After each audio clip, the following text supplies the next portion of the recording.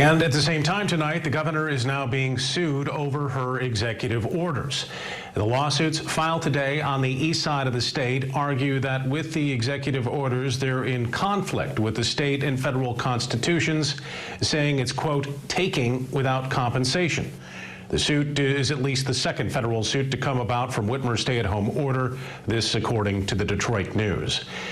And at this juncture, let's bring in political reporter Rick Albin live from his home tonight. And Rick, this debate is getting national attention tonight. There's even a story about the backlash on the homepage of NBCnews.com right now.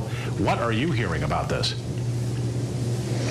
I'm hearing from a lot of people, and there is a lot of confusion, and I think that confusion, combined with a lot of people not being able to go anywhere, being in their homes now for maybe 3 weeks or even more, has really started to develop into people being angry.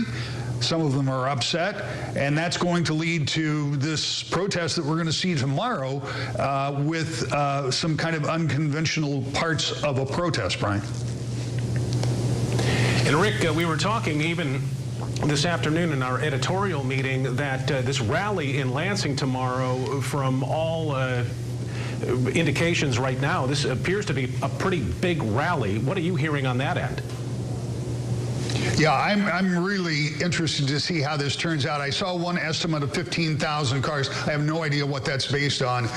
I just take that as one more guess of what might happen. But here's what we know. People from all over the state have said, we're going to meet at this park and ride and drive to Lansing, or we're going to meet here and drive to Lansing. We see all of this playing out on social media. You don't know how much of that really comes to fruition.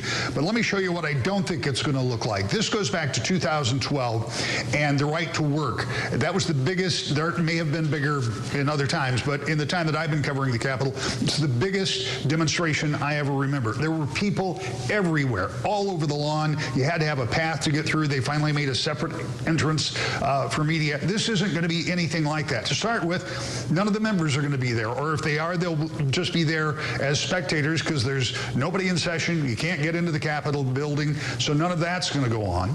People are not supposed to get out of the cars, and the organizers have been posting all day, don't get out of your cars.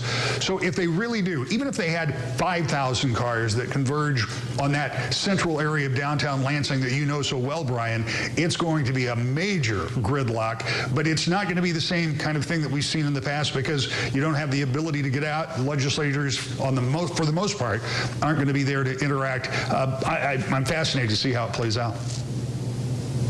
All right, I know we'll have team coverage from Lansing on that protest tomorrow. Rick, you'll be there. We'll look forward to that report coming up. Thank you, Rick.